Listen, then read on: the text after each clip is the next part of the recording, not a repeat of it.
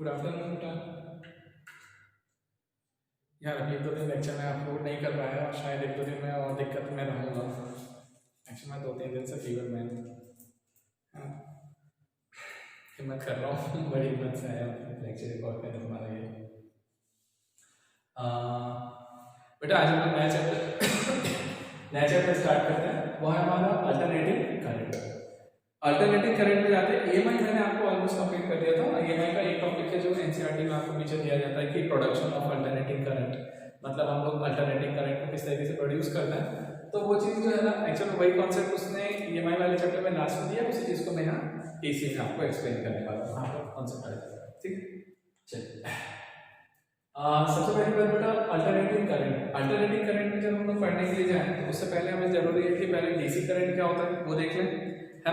और DC current के बाद में हम लोग क्या बोलते हैं, उसके टाइप्स देखते हैं, अल्टरनेटिव करंट समझते हैं, डिफरेंस समझते हैं, फिर प्रोडक्शन देखते हैं आज इनका, है ना। देखिए बेटा सबसे पहली चीज डीसी करंट। यदि हम लोग टाइप्स ऑफ करंट में बात करने जाए तो फर्स्ट टाइप जो हम लोग देखने जा रहे हैं वो है हमारा डायरेक्ट करंट। ठीक बेटा, यदि मैं आपसे बोल रहा हूँ कि यार डायरेक्ट करंट क्या होता है ना, तो जनरली हम लोग क्या बोलते हैं, हम लोग ये बोलते हैं कि यार डायरेक्ट करंट का मीनिंग हमारे लिए होता है कि जो जिसका मैग्नीट्यूड टाइम के साथ चेंज ना हो। बट एक्चुअल में ऐसा नहीं होता। रियल डेफिनेशन में ये बोला जाता है बेटा कि डायरेक्ट करंट हम उस करंट को बोलेंगे जिसका मैग्नीट्यूड भले से चेंज हो रहा हो, मैग्नीट्यूड भले से चेंज हो जाए बट उसका फ्लो ऑफ डायरेक्शन जो है, मतलब उसके जो फ्लो होने का डायरेक्शन है बेटा वो कभी चेंज नहीं होना चाहिए। तो यदि हम किसी करंट की बात करने जाएं जिसके लिए हम लोग ये बोलने जा रहे हैं कि बेटा उसका डायरेक्शन कभी चेंज ना हो, तो ऐसे करंट को हम लोग क्या बोलेंगे, डायरेक्ट करंट। जैसे मैं मीनिंग समझा था आपको क्लियर हो जाएगा। अब जब हम डायरेक्ट करंट की बात करें उसमें क्या होगा, डायरेक्ट करंट का मीनिंग क्या बोला मैंने, डेफिनेशन क्या बोली आपको समझाया क्या, मतलब उसके लिए कि डायरेक्ट करंट में बेटा उसका डायरेक्शन चेंज नहीं होना चाहिए, मैग्नीट्यूड भले से चेंज हो जाए। और यदि मैग्नीट्यूड कांस्टेंट रहता है तो भी चलेगा, चेंज हो रहा है तो भी चलेगा, लेकिन डायरेक्शन कभी भी चेंज नहीं होना चाहिए। तो यदि डायरेक्शन कांस्टेंट बनी हुई है तो हम ऐसे करंट को क्या बोलेंगे, डीसी करंट। अब देखिए जब हम डीसी करंट की बात करने जाए तो हम लोग कैसे समझाएंगे उस चीज को, तो देखना चाहिए। मैंने बोला यार डीसी करंट में आप इसको दो पार्ट में डिवाइड करो। एक होता है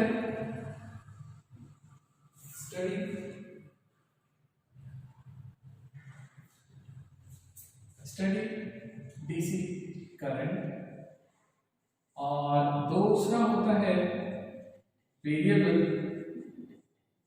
डीसी करंट। अब बेटा एक है स्टडी डीसी करंट, दूसरा है वेरिएबल डीसी करंट। अब स्टडी डीसी करंट की बात करूं या वेरिएबल डीसी करंट की बात करूं, दोनों में चीजें अलग अलग है ना। कैसे, ध्यान से देखिए। स्टडी का मतलब क्या है, डीसी करंट में मैंने क्या बोला सर, डायरेक्शन कभी चेंज नहीं होना चाहिए, भले से मैग्नीट्यूड चेंज हो तो। स्टडी डीसी करंट हम लोग किसको बोलते हैं बेटा, जिसमें हम लोग बोल रहे होंगे कि जैसे कि टाइम लिया है मैंने एक्स एक्सिस पे और यहाँ पे हमारे पास क्या है, करंट। तो हम ऐसा बोलना चाह रहे हैं कि बेटा टाइम और डायरेक्शन और मैग्नीट्यूड दोनों यदि कांस्टेंट बना है, डायरेक्शन भी और मैग्नीट्यूड भी, मतलब देखो टाइम के साथ साथ उसका ना तो मैग्नीट्यूड चेंज हो रहा है ना उसका डायरेक्शन चेंज हो रहा है, तब हम ऐसे करंट को क्या बोलेंगे, स्टडी डीसी करंट। बट यहीं पर यदि मैं तुम्हें वेरिएबल डीसी करंट की बात करने जाऊं तो देखो डिफरेंस अभी क्लियर हो जाएगा। इसमें हम ये बोल रहे होंगे कि यार यहाँ टाइम है, मैंने बोला स्टार्टिंग में मान लिया बेटा उसका मैग्नीट्यूड ये रहा, ये इसका फ्लो है, डायरेक्शन, ठीक। अब यदि मान लीजिए मैं बोलता हूँ कि करंट का मैग्नीट्यूड यहाँ पे था, अब करंट का मैग्नीट्यूड बढ़ गया, इंक्रीज हो गया, इंक्रीज होकर के बेटा उधर फ्लो हो गया, वैल्यू बढ़ गई थोड़ी सी, फिर और बढ़ गई, यहाँ से फ्लो हो गया, ऐसे है। तो हम लोग ये क्या कहना चाह रहे हैं, आप इसको बनाने जाओगे तो इस तरीके से देख सकते हो। तो मतलब हम लोग ऐसा बोल सकते हैं, मतलब थोड़ी देर के लिए आप ऐसा सोच सकते हो कि वेरिएबल डीसी का मतलब क्या होगा, देख इतने से पार्ट में तो डीसी है क्योंकि मैग्नीट्यूड भी कांस्टेंट, करंट भी कांस्टेंट, इधर भी magnitude constant, current direction constant, इसमें कोई है। तो ये सब अपने आप में डीसी है, लेकिन ये बहुत सारे डीसी का कॉम्बिनेशन है, तो अलग अलग पार्ट में मिल करके ये कंप्लीट बना है। और इसको हम लोग यहाँ पे क्या रिप्रेजेंट कर रहे हैं, वेरिएबल डीसी करंट, ठीक है बेटा। एक बार इसे पूछ लीजिए, एक बार बताता हूँ आपको डीसी करंट। फिर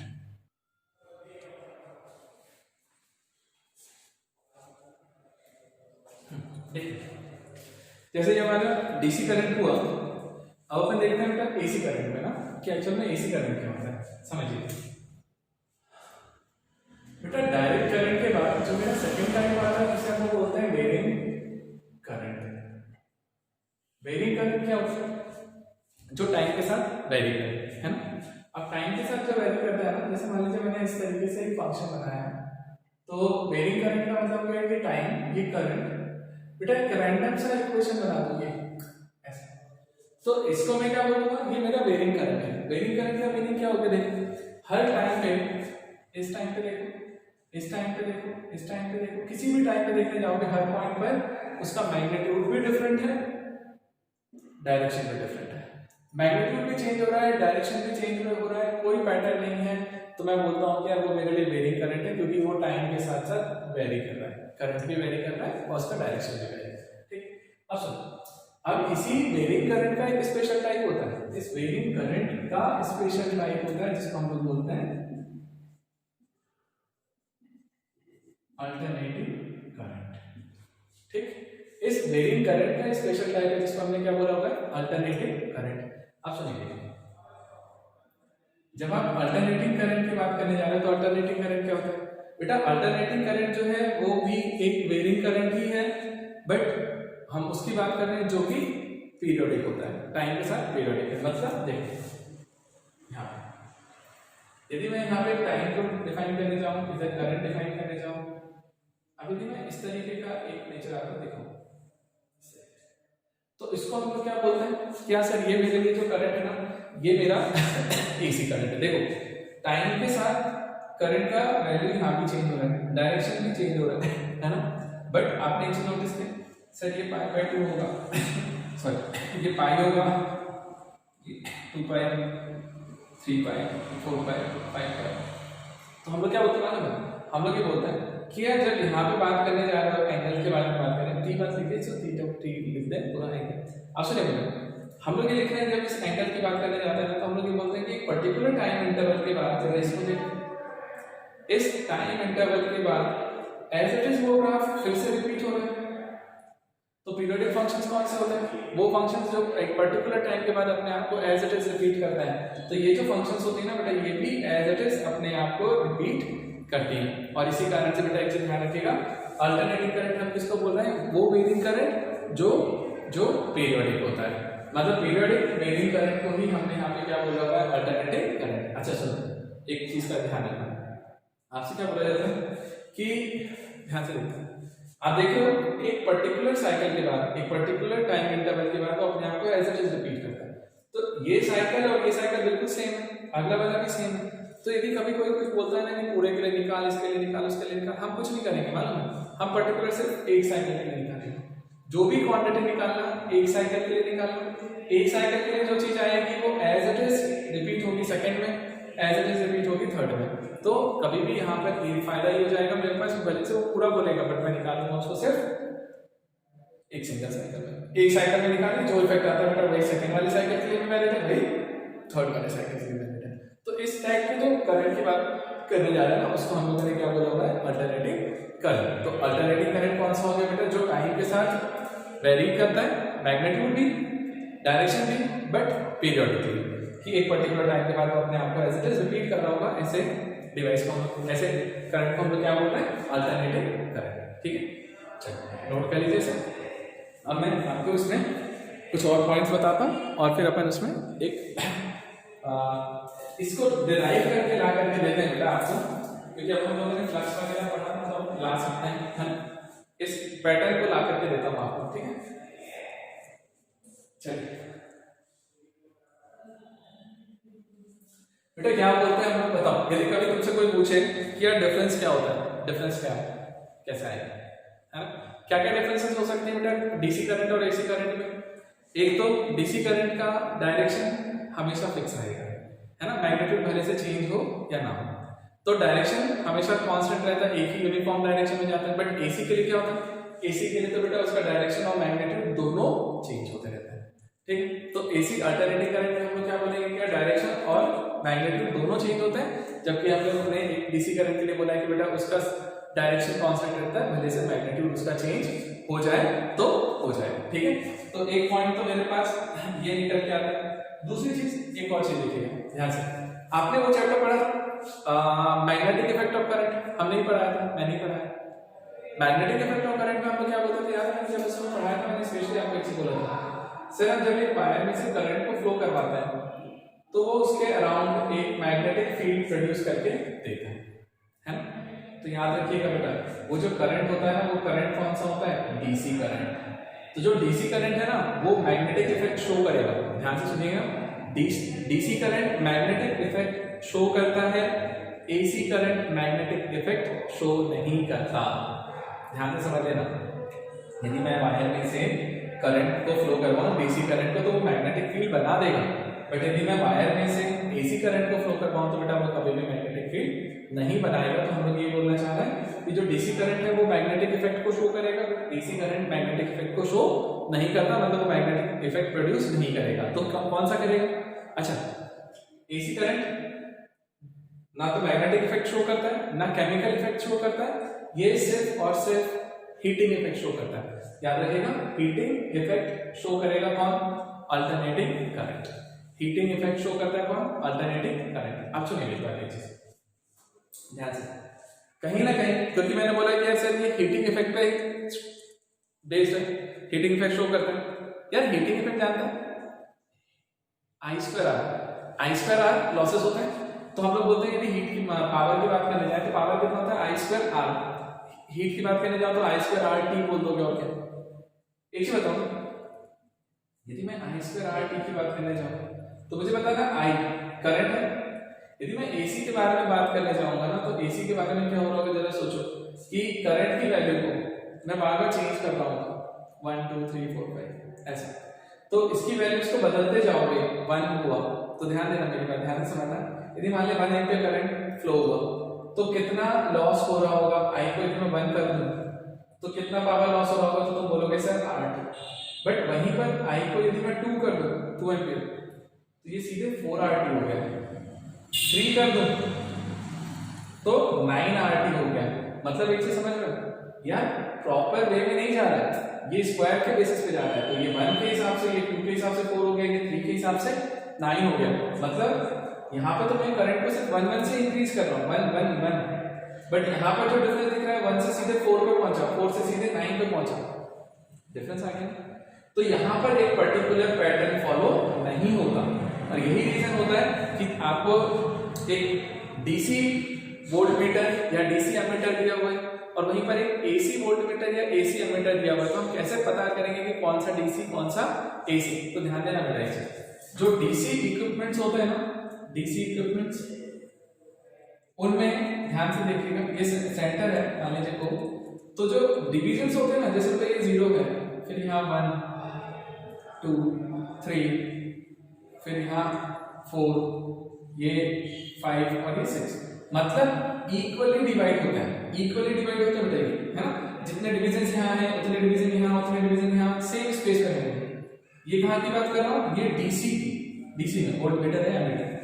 वहीं पर यदि मैं एसी वाले सोर्स वोल्टमीटर एमीटर की बात करूँ ना, एसी की क्या चीज आया तो मालूम बेटा, देखो ये पॉइंटर यहाँ से लगा हुआ, ये 0 पे था, मान लीजिए यहाँ 1 है, 2 पे यहाँ पहुंच गया, 3 पे यहाँ पहुंच गया, ऐसा समझ नहीं। तो मतलब क्या हो मालूम, देखो यहाँ का जो इनका गैप है ना, वो गैप यूनिफॉर्म नहीं मिलेगा। और उसका रीजन क्या है कि यार करंट पहले भी 1 था तो इतना लॉस हो रहा था, अगली बार में इतना ज्यादा हुआ, फिर इतना ज्यादा हुआ, मतलब वहां पे कहीं ना कहीं हीटिंग इफेक्ट को शो करता है। इसके कारण से बेटा उनके जो डिविजन्स होते हैं ना, वो प्रॉपर डिस्टेंस पे नहीं होते। तो यदि कभी तुम्हें ऐसा दिखे तो इसका मतलब ये नहीं है बेटा कि वो जो एमीटर या वोल्टमीटर है वो खराब है, नहीं, वो एसी का है और डीसी का होगा तो वो हमेशा इक्वल स्पेस पे मिलेगा। क्लियर चलेगा, ठीक। चलिए इतने पॉइंट्स मैंने आपको बता दिए। दूसरी चीज कोई पूछता है तुमसे कि डीसी हार्मफुल है या एसी, तो हमेशा बिल्कुल बिंदास तरीके से बोलो यार एसी ज्यादा हार्मफुल होता है किसके कंपैरेटिव, डीसी के कंपैरेटिव, ठीक है। वो चीजें कैसे आती है अपन आगे समझेंगे, जब मैं आरएमएस वैल्यू वगैरह बताऊंगा तब आपको उनको क्लियर कर दूंगा, ठीक है। और क्या पॉइंट्स बताऊं यहाँ पे, ठीक चलिए, है ना। बस इतने पॉइंट्स सफिशिएंट है, इतना लिखने के लिए कभी आता है तो आप इतना लिख लीजिए, काफी, ठीक। इसके बाद जो मेन कॉन्सेप्ट है उस पर चलते हैं, वो ज्यादा अच्छा है ना। चलिए ठीक। नोट कर लीजिए, इसे रब करता हूँ और केस बनाता हूँ।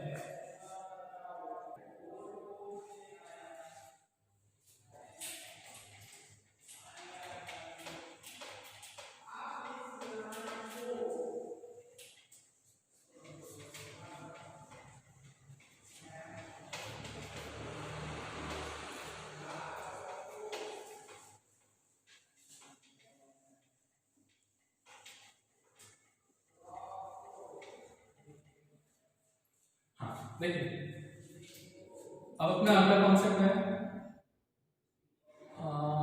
प्रोडक्शन ऑफ एसी करंट, है ना। यार एसी करंट का प्रोडक्शन हम लोग किस तरीके से करते हैं, कॉन्सेप्ट समझना है, ठीक, समझे। आइए, यदि मैं प्रोडक्शन ऑफ एसी करंट की बात करने जा रहा हूँ कि यार प्रोडक्शन में क्या इफेक्ट पड़ेगा, कैसा क्या करना है ना, जरा समझना मतलब किस तरीके से कर रहे हैं हम लोग इन चीजों, देखिए समझ। बेटा हमने क्या किया, जब हम यहाँ देखते हैं, ध्यान से देखना, मैं पूरा कॉन्सेप्ट आपको ला करके देता हूँ। हमने बेटा एक मैग्नेट लिया, हॉर्सशो मैग्नेट, इस तरीके से एक पोर्शन हमने बनाया उसका नॉर्थ पोल, ध्यान से देखना, आपको पूरा वो ग्राफ बना करके दे दूंगा। ये इसका साउथ पोल, अब एक नॉर्थ पोल था, एक साउथ पोल, और इनके बीच में एक आर्मेचर कॉइल को मैंने रखा, ठीक। और इस आर्मेचर कॉइल की बात करने जा रहा हूं तो बेटा उसको एक्सिस से, सेंटर से मैं घुमाने वाला हूं, तो मान लीजिए मैं इसे ओमेगा वेलोसिटी से रोटेट किया, ठीक। चलो मैग्नेटिक फील्ड किधर होगा sir, horizontal, north to south, तो इस डायरेक्शन में मैग्नेटिक फील्ड इसकी चल रही है, यूनिफॉर्म मैग्नेटिक फील्ड दोनों तरफ से बी, है ना। चलो अब जरा अपन चलते हैं और जरा केस देखते हैं किस तरीके से निकाल के आते हैं, देखिए।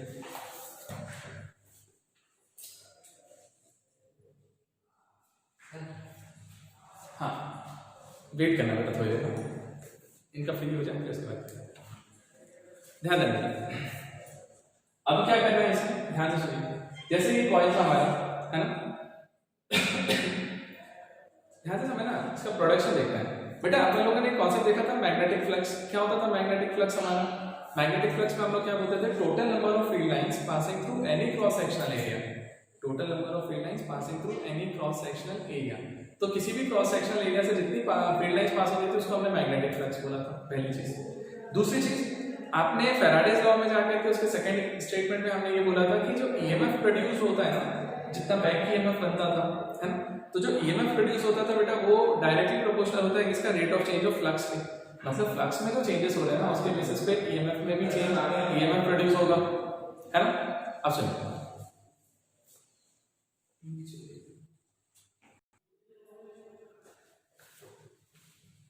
तो बेटा देखिए आप समझिएगा ना अच्छे से कि जो मैग्नेट है, मैग्नेटिक फील्ड लाइंस इस तरीके से निकलती है, मैं जरा उसको फ्लक्स के थ्रू बनाना चाह रहा हूँ। एक चीज बताना बेटा, फ्लक्स का फॉर्मूला हमने क्या लिखा था, मैग्नेटिक फ्लक्स फाई, है ना, magnetic flux phi equals to होता था sir B A cos theta, right. चलो यदि n नंबर ऑफ टर्म्स होते थे तो n b a cos theta, हमें यहाँ पे लिख नहीं रहा है n क्या है b क्या है, तो मैं मैंने बोल दिया तो लिख लेना सुन करके। n क्या है, number of terms, b magnetic field, a area, और cos थीटा आपका एंगल है ना, एंगल का cos दिया है, थीटा कौन सा एंगल है वो भी आपको पता है। देखो इसमें क्या होता है, जैसे मेरे पास एक सरफेस है, इस सरफेस के किसी पॉइंट पे मान लीजिए मैग्नेटिक फील्ड इस डायरेक्शन में b, तो हम बोलते थे इस पर सबसे पहले नॉर्मल बनाओ, सरफेस के नॉर्मल मतलब सरफेस का परपेंडिकुलर होता था ये नॉर्मल, और नॉर्मल और मैग्नेटिक फील्ड के बीच का एंगल होता था कौन, मेरा थीटा, ठीक। इस तरीके से हम लोग जान करके बात करते थे और निकालते रहते थे, है ना सर। अब ध्यान से ध्यान दें, अब मैं यहाँ पे वही चीज को थोड़ा सा चेंज कर रहा हूँ, phi equal to N B A cos theta. बेटा यदि मान लीजिए मैं इस कॉइल को, एक कॉइल को मैंने यहाँ रखा है, इस कॉइल को मैं रोटेट करूँ, है ना, यदि मैं इस कॉइल को रोटेट करता हूं तो जरा सोचिएगा, यदि मैं कॉइल को रोटेट करूंगा तो उसका अपना एक angular velocity, angular velocity omega है, angular velocity omega equals to क्या होता है बेटा, एंगुलर डिस्प्लेसमेंट मतलब थीटा अपॉन टाइम। तो थीटा इक्वल्स टू क्या हो जाएगा सर यहाँ से ओमेगा टी, और थीटा की वैल्यू जो ओमेगा टी है ना उसे यहाँ पे रखने से। तो अब बताइए मेरे पास फ्लक्स की वैल्यू क्या आएगी, flux equals to NBA cos omega t. ठीक, तो थीटा की वैल्यू हमने ओमेगा टी रख दी और इसको हमने क्या लिख दिया NBA cos ओमेगा टी। ये मेरे पास फ्लक्स का फॉर्मूला निकल के आया कि चल भाई ये फ्लक्स है। ठीक, अब सुनो अपन पहले ग्राफ प्लॉट करने जा रहे हैं किसके बीच में, देखो ध्यान से मैं यहाँ पर थीटा लिया हूँ, थीटा मीन्स ओमेगा टी पूरा, और यहाँ पर मैं ले रहा हूँ फ्लक्स, फ्लक्स और इनके बीच में जरा पहले एक बार देखें कि इसके बीच का रिलेशन क्या आता है, फिर अपन सोचेंगे कि यार ईएमएफ वोल्टेज और करंट वगैरह में क्या रिलेशन आएंगे, है ना। सोचिएगा ध्यान दीजिए, मान लो इधर नॉर्थ पोल है, इधर साउथ पोल है, नॉर्थ से साउथ की तरफ ये फील्ड लाइंस चल रही है ना हॉरिजॉन्टल से। अब सारे के सारे फील्ड लाइंस ऐसे स्ट्रेट चल रही है पैरेलल। मान लो मैंने इस कॉइल को सबसे पहले इस पोजीशन में रखा ऐसे, ठीक। अब सोचो चलो यदि मैं इस पोजीशन में इस कॉइल को रखता हूं तो मैग्नेटिक फील्ड लाइंस किधर चल रही है, इधर। अब बेटा थीटा एंगल बता सकते हो क्या होगा सर, ये नॉर्मल के बीच में मैग्नेटिक फील्ड लाइन किधर से आ रही है, इस डायरेक्शन में ऐसे, है ना, यहां से नॉर्थ इधर है साउथ इधर है, तो इधर चल रही है फील्ड लाइन, और इसका नॉर्मल जो है वो भी इधर ही है, ठीक, परपेंडिकुलर टू द सरफेस। तो मुझे पता है एक नॉर्मल भी इसी डायरेक्शन में और एक्चुअल में मैग्नेटिक फील्ड भी इसी डायरेक्शन में।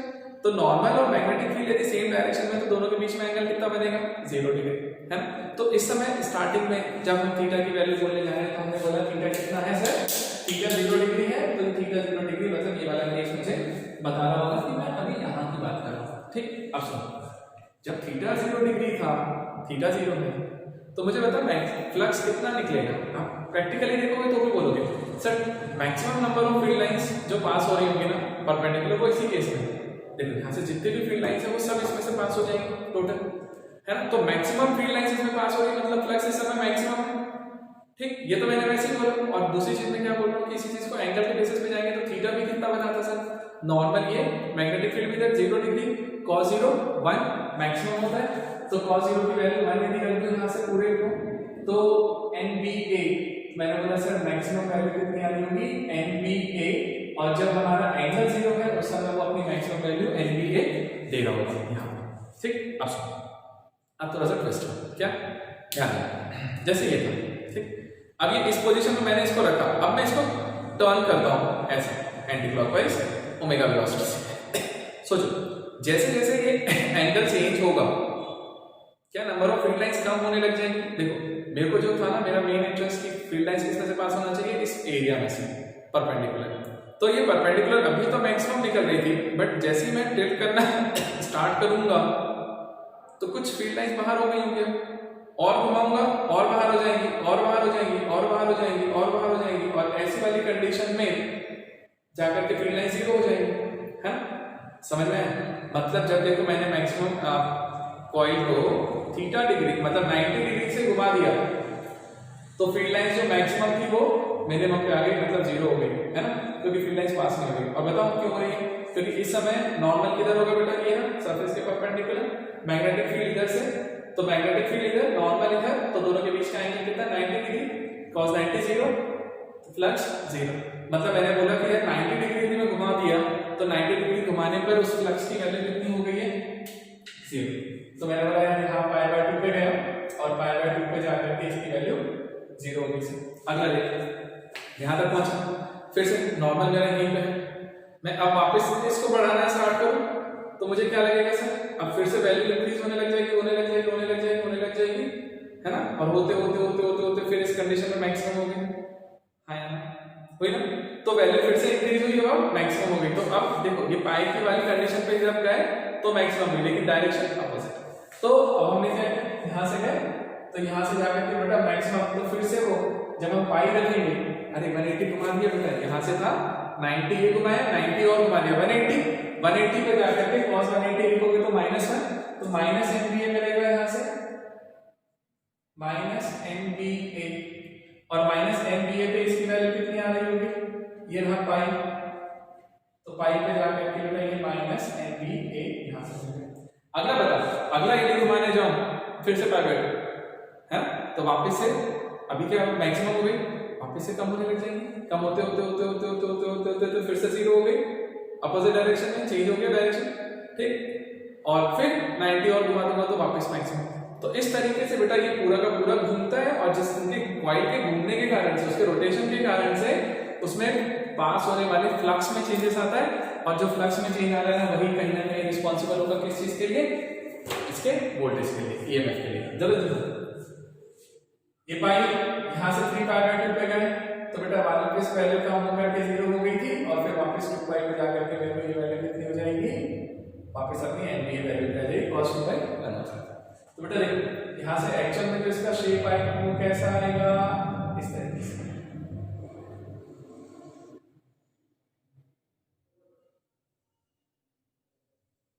ऐसा, ठीक। और ये जो शेप है, ये शेप कौन सा है बताओ, ये एक्चुअल में कॉस का ग्राफ है। ये कब की बात है, जब एक साइकिल था। यदि अगला साइकिल फिर से स्टार्ट कर दें, सोचो यहां था, यहां से ये पूरा घूम के वापस उसी पोजीशन में आ गया, एक साइकिल, अब ये दूसरा सेकंड साइकिल, फिर थर्ड साइकिल है। तो आप ऐसे बढ़ते जाएंगे तो यही ग्राफ आपका, यदि आप जनरलाइज करना चाहोगे सबके लिए तो मैं बोलूंगा सिंपल सा ऐसा लिख देगा कि ये थीटा ओमेगा टी और ये ग्राफ आपका कॉस का ग्राफ है, ये जो है ये मुझे क्या इंडिकेट करेगा, ये मुझे फ्लक्स बता रहा होगा इस डायरेक्शन में 5 और इसकी वैल्यू एनबीए है और यहां से देखा जाए तो माइनस एनबीए, ठीक। ये फ्लक्स को इंडिकेट कर रहा है, क्लियर है। चलो ये फ्लक्स का इक्वेशन आ गया मेरे पास, है ना। अब सुनो आप इसे बताओ, अपन ने पढ़ा था rate of change of flux क्या होता है, ईएमएफ, है ना। तो जो ईएमएफ प्रोड्यूस होता था वो कितना होता था, rate of change of flux. तो यहाँ पे बेटा मैं इसका फॉर्मूला लिखता हूँ, आपको याद आ जाएगा। सर ईएमएफ जो है ना इक्वल्स टू ई से रिप्रेजेंट किया था, हमने लिखा था minus D five by D T. बेटा minus D five by D T लिख रहा हूँ तो minus D by D T of flux, flux की वैल्यू उठा के रख दो, N B A cos omega T, N B A cos omega T, हो गया। चलो अब इसको जरा डिफरेंशिएट करते हैं, तो मैंने लिखा माइनस एनबीए बाहर ले लो, D by D T of cos omega T. बेटा cos का डिफरेंशिएशन क्या होता है, minus sine change, omega T को थोड़ी देर के लिए टी मानना, तो cos का माइनस साइन हो जाएगा तो minus minus plus NBA sign omega T और ओमेगा टी का डिफरेंशिएशन करोगे तो ओमेगा भी आएगा, मतलब एक्चुअल में जो फॉर्मूला निकल के आया N B A omega sine omega T आ गया। चलो ये ईएमएफ आ गया, ठीक। और बेटा ध्यान से सुनिए, यहाँ पर जो ये ईएमएफ का फॉर्मूला हम लोग डिफाइन करें ना, ईएमएफ एक्चुअल में इसे ही हम लोग यहाँ पर एसी का वोल्टेज बोलते हैं, क्योंकि चेंज आ रहा है ना वेरिएबल, तो यही हमारा एसी में क्या हो जाता है वोल्टेज। तो यहीं पर यदि मैं वोल्टेज को डिफाइन करने जाऊँ, एसी वोल्टेज की बात करें तो वोल्टेज को हम इसी चीज को स्मॉल v से रिप्रेजेंट करते हैं, स्मॉल v नोटेशन याद रखिएगा, समझाते हैं। स्मॉल v की वैल्यू क्या होगी बेटा, यहां से जरा देखिएगा, N B A omega sine omega t, ठीक। चले अब सुनो एक से देखिए, ये जो है ना ये एक्चुअल में मेरे पास वेलोसिटी वोल्टेज का इक्वेशन निकल के आता है इन वोल्टेज, ठीक। अब सुनो एक चीज बता, इसमें मैक्सिमम वाला केस देखा जाएगा, केस बनाते हैं if omega t equals to 90 degree maximum, है ना, 90 डिग्री आ जाएगा तो साइन में मैक्सिमम वैल्यू देगा 1, तो मैं बोलूंगा साइन ओमेगा टी 1 हो गया होगा, तो v की वैल्यू जो है ना वो v equal to N B A omega आ रहा होगा, और जो एन बी ए ओमेगा आ रहा है मतलब वो मैक्सिमम वैल्यू आ रही होगी, है ना। तो इसी चीज को हम किससे रिप्रेजेंट करते हैं पता है, v नॉट, ठीक है, या ई नॉट बोलो या ई एम बोलो, वी एम भी बोल सकते हैं, है ना, जैसा लिखना हो बेटा, वी एम भी लिखा जाता है, वी नॉट भी बोल सकते हैं। अब सुनो ये होता है इसका मैक्सिमम वोल्टेज, है ना, मैक्सिमम वोल्टेज, या फिर इसी को हम बोलते हैं पीक वोल्टेज, पीक वैल्यू भी बोलते हैं, ठीक। तो पीक वैल्यू भी हो गई, मैक्सिमम वैल्यू हो गई, तो उसको हमने किससे रिप्रेजेंट किया, NBA ओमेगा। क्लियर है? चलो तो ये बताओ मुझे ये इक्वेशन क्या निकल के आया, V equals to V naught sine omega t in volt. और ये जो है ना एक्चुअल में ये मेरे लिए मेन इक्वेशन निकल के आता है किस चीज का, चलिए बेटा V नॉट की जगह Vm लिखेंगे ज्यादा अच्छा लगेगा, है ना, Vm साइन ओमेगा टी। तो V equal to Vm sine omega t, ये मेरा AC का वोल्टेज है।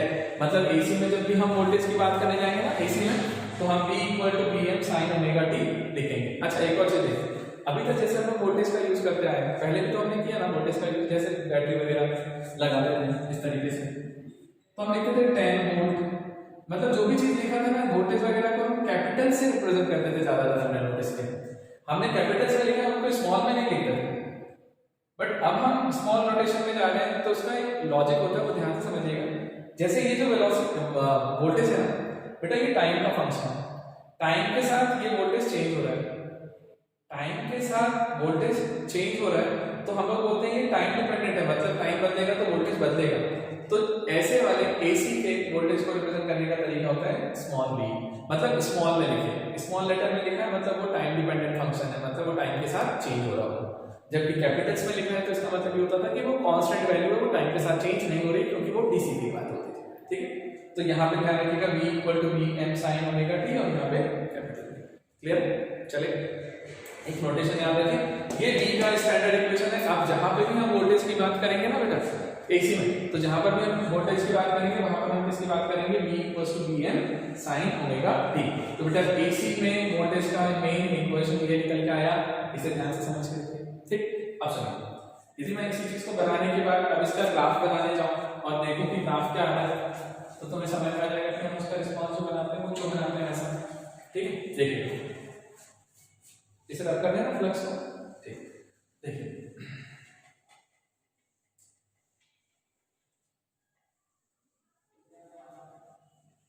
बेटा सोचो यहां पर इसको बनाने जाए तो ये फंक्शन किसका है बताओ, यहां पर थीटा है ओमेगा टी, यहां पर Vm है, V है यार, बता मुझे V zero theta omega T लिखने चाहूं, ओमेगा टी को तो जीरो कर दो, एंगल को ना थीटा को, थीटा जीरो है तो साइन जीरो की वैल्यू जीरो, पूरा omega T zero, sine zero, Vm की वैल्यू जीरो। तो बेटा आंसर यहां से स्टार्ट। फिर जब हम पाई बाय 2 की बात करेंगे तो पाई बाय 2 पे साइन 90 पे 1 हो जाएगा, तो Vm मैक्सिमम दे रहा होगा यहां। फिर पाई की बात करेंगे तो साइन पाई जीरो हो जाएगा, फिर अपोजिट डायरेक्शन में माइनस देगा, फिर ये देगा, मतलब ये साइन का ग्राफ बनेगा ना, वहां कॉस का बनता था, यहाँ साइन का। अब आप उसके हिसाब से निकाल के देखो तो आपको ग्राफ इस पैटर्न का मिलता है। समझ में आया? तो ये जो ग्राफ है एक्चुअल में इसीलिए हम लोग इसको स्टैंडर्ड लेकर के चलते हैं और हम यहाँ से बनाते हैं, बट इसका मतलब ये नहीं कि सिर्फ AC यही होता है, AC अलग टाइप के भी होते हैं, आपको बताऊंगा भी और करवाऊंगा चीजें। ठीक है, समझ में आया? तो V equal to Vm sine omega t, तो उसको मैंने इस तरीके से प्लॉट करके बैठा, तो ये मेरा AC का ग्राफ हो गया। तो यहाँ पे आप लिख लीजिएगा V equals to Vm sine omega t. अच्छा सर यहीं पर हम यदि बात करने जाए ना AC current, sir AC voltage निकालो, AC करंट कैसे निकालेंगे, कुछ नहीं, AC करंट निकालना तो हम लोग लिखेंगे I equals to V by R, अरे वोल्टेज अपॉन रेजिस्टेंस, जहां पे भी बात करोगे उसका अपना रेजिस्टेंस होगा। अब यहाँ पे एक नया टर्म लिया है, हम अभी प्योर रेजिस्टेंस की बात कर रहे हैं, आगे जाकर के इंडक्टेंस कैपेसिटेंस वगैरह सब कुछ आएगा, सबका इफेक्ट देखेंगे। सिंपल सा सोचो यदि कोई भी डिवाइस है उसका अपना एक रेजिस्टेंस है R, तो मैं बोलूंगा वोल्टेज अप्लाइड अपॉन रेजिस्टेंस, लिखो तो जरा यहाँ से Vm sin omega t upon R। बेटा एक से बता, Vm constant value, R constant, maximum voltage upon resistance करेंगे तो मैक्सिमम करंट आएगा, तो इसी को हम लोग यहाँ पे क्या बोल देते हैं Im, और ये क्या हो गया होगा sin ओमेगा t। तो I इक्वल्स टू क्या निकल के आ गया बेटा यहाँ से Im sin ओमेगा t। तो I equals to Im sin omega t मैं लिखने जा रहा हूँ, तो ये भी इक्वेशन किसका है, करंट है। तो यहाँ पे Im जो है वो एक्चुअल में क्या हो गया, मैक्सिमम करंट, और इस Im की वैल्यू कितनी हो गई सर, Vm बाय R। ठीक, तो ये मेरे लिए मैक्सिमम करंट का इक्वेशन है। ठीक है, तो ये दोनों चीजें ध्यान रखिए बेटा, ये मेरे को वोल्टेज बताता है, ये मुझे करंट बताता है, वोल्टेज और करंट के बीच बीच का रिलेशन ये है। ठीक, तो दोनों ही रिलेशन हमारे काम के आने वाले हैं। एसी वाले चैप्टर में पूरा इसी पे चलेंगे बेटा कि जहां भी मुझे करंट की इक्वेशन लगेगी तो मैं I N sine omega t लिखूंगा, वोल्टेज की लगेगी तो V N sine omega t लिखूंगा, है ना। बाद में फिर इसमें फेज डिफरेंस और बहुत सारी चीजें आएंगी, फेजर आएगा, सब कुछ आएगा, तो वो अपन बाद में जब होगा तब देखेंगे, है ना। जब होगा क्या अगले लेक्चर से ये होना शुरू हो जाएगा। ठीक है, ठीक। तो अभी मैंने सिर्फ इंट्रोडक्शन दिया बेटा इसमें कि एसी और डीसी समझाया, उसका इक्वेशन जो यूज में आता है वो चीज मैंने समझाया। ये वाला जो पोर्शन मैंने अभी आज आपको बताया ना तो ये एनसीईआरटी में आपको ईएमआई वाले चैप्टर में लास्ट टॉपिक दिया है। ठीक है, आपका ये क्वेश्चन कवर हो गया। ठीक, चलिए नेक्स्ट क्लास में हम इसके सर्किट्स लेकर के आते हैं। बेटा तबियत खराब है तो थोड़ा सा 1-2 दिन गड़बड़ हो सकता है लेक्चर्स में डालने में, बट बेटा तुम्हारे जो मैंने पुराने लेक्चर डाल करके तुमने वही नहीं अभी तक कंप्लीट करना। कंप्लीट करो बेटा, किस चीज़ का वेट कर रहे हो, टाइम बहुत निकलता जा रहा है, तुम्हें समझ में नहीं आ रहा है उस चीज़ को। ठीक है, करो उसे कंप्लीट। ठीक, चलिए मिलते हैं बेटा ना नेक्स्ट क्लास में। Bye bye.